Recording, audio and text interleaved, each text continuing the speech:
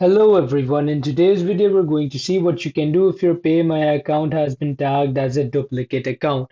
So this doesn't have many solutions, and this could be that you could have a similar account that you made previously, which it could flag as duplicate. If you've made a similar account before, you can just delete the older account. If that's not the case, if you've not made any account before and it's still flagging it, and it's saying that it's duplicate, that means someone else had added similar or the same credentials. Could be they had the same birthday, or could be they have similar details, due to which it has been flagged as a duplicate account on Paymaya. So this is an issue that only their help support could solve. So as you can see right here, you will have to request to have your accounts reconciled.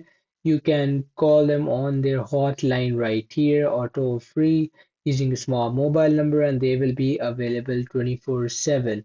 And of course, you will also be asked questions related to you to make sure that your identity is real and it is related to the account that you have.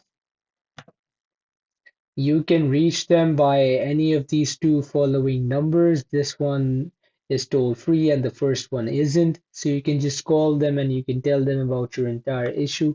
Just make sure you have your identity and you have your information next to you because they can ask questions. As you can see right here, they're telling themselves that you need to verify your identity. And of course, they will never ask for a password, OTP, 6-digit card PIN, or CPV, just your regular identity. And after that, just let them know which account you'd like to keep.